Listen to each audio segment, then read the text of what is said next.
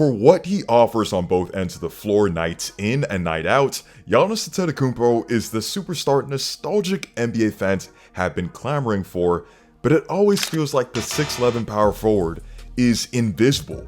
People claim NBA stars aren't as tough as nails as they once were, but Giannis has the humble rags to riches story where he worked himself from the struggle and tragedy of the past to being one of the most overachieving project players in NBA history.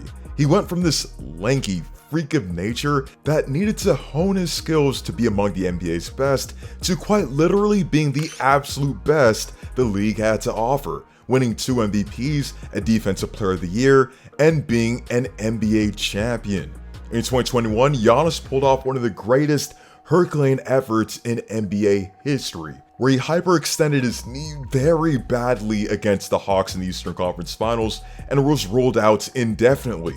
Doctors told him that if he hyperextended that knee again, his career would be absolutely over, but he took the risk and played in Game 1 of the NBA Finals when he wasn't even projected to be back until midway through the series. Giannis not only played in the series, but put together one of the best finals performances we've ever seen. 35 points per game, 13 rebounds, 5 assists, 2 blocks, and a steal on 62% from the field on only 1 good knee is preposterous. Not to mention that he had 3 games in the series with over 40 points, had one of the greatest blocks in NBA history on DeAndre Ayton that completely shifted the momentum of the game, had the iconic transition dunk over Chris Paul in Game 5 to seal that game in Phoenix, and dropped 50 points in Game 6 to give the Bucks their first title in 50 years.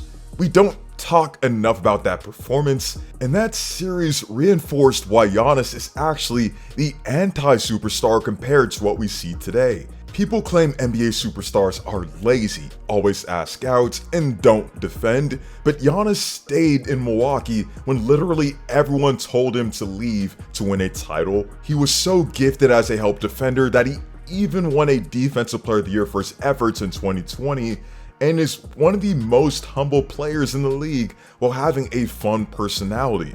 However, no one talks about Giannis. Not the biggest NBA media outlets like ESPN, who have more posts about Bronny James than to do arguably the best player in the NBA, not the NBA themselves, who had offered spotlight to literally everyone else, and not NBA voters who have seemingly blackballed Giannis from winning certain awards. If I ask you to tell me what Giannis has done over the last few games, while being down a significant piece in Damian Lillard, I don't know how many people can honestly attest to the supernatural things Giannis is actually doing. Since Dame went down, the Bucks have somehow gone 8-3 while avoiding the play-in tournament. Giannis has averaged 31 points, 10 rebounds, and 8 assists in that stretch, while being the first player in NBA history to have a game of 35 points, 17 rebounds, and 20 assists, and did that on 73% true shooting. He's had 4 triple-doubles over the last 5 games, and in a do-or-die game against the Detroit Pistons, where they needed a win to avoid the play-in, he dropped 32 points, 11 rebounds, 15 assists, 2 blocks, and a steal on the road to nab the victory. Additionally, over his last 7 games, he's averaged 32, 12, and 11 on 61% from the field, 39% from 3, and 67% true shooting. Before we continue, be sure to leave a like on the video, as that makes a massive difference for the channel, and also be sure to sub to the channel for more content like this. What Giannis does on the floor is something we've never seen before for someone of his frame. 6'11", 240 plus pounds of muscle, and tenacity on both ends of the floor to be arguably the best player in the league. He's been top 3 in the world bare minimum since 2020, averaging 30, 12, and 6, a steal and a block in just 33 minutes a game over the last 6 seasons, and put together one of the best seasons we've ever seen in 2025 that, again, nobody's talking about. People refuse to put him over players like Jokic as the best in the world because he apparently is unskilled. However, that couldn't be further from the truth. For one, Giannis has some of the best ball handling from a 6'11 or 7-foot player we've ever seen. People act as if players just spawn from the half court into the paint, but Giannis' ability to put the ball on the floor, use a combination of in and outs and crossovers to get by defenders, and use his long strides to get closer to the basket requires great skill. He has a crazy combination of coordination, body control, and footwork as a freak of nature that roams the perimeter like a gazelle. In that, Giannis isn't just one of the better playmakers of his position, but one of the best playmakers in the league. He's had such a natural feel for the game that even when teams quite literally build walls to cut off his driving angles or do the best to stop him in transition, he has no problem blowing by his man and dishing out kickouts, making smart decisions out of double teams, passing the rock in transition, and having some of the most disgusting passes on occasion.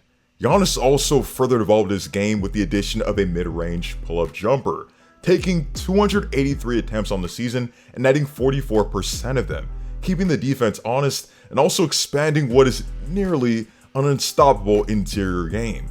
The man shoots 73% within 5 feet of the basket. Defense, which isn't solely predicated upon one's physical abilities, is also a skill that Giannis has developed over time. This is another area where he solidified himself as one of the best in the league, because whether you're looking at his ability positionally, his ability on switches, recoveries, help, etc., Giannis is a game breaker on that end. He does get dunked on, but he is the one superstar that doesn't always take a business decision anytime someone's about to land a poster. He's always contesting everything. Giannis isn't just impactful in terms of racking up stats, as despite circumstances being against him, such as Chris Middleton struggling with injuries over the past few seasons, and Damian Lillard unfortunately being out with blood clots, Giannis has propelled his team to wins. He doesn't have anything resembling an all-star outside of Dame, who is out indefinitely, but the Bucks have the 5th seed in the Eastern Conference and have a chance to make a deep run because he's on the roster. However, being arguably the best player in the world doesn't mean you're guaranteed to win awards. Giannis rightfully won MVP awards in 2019 and 2020, but hasn't won the award since and really doesn't headline the discussion year in and year out.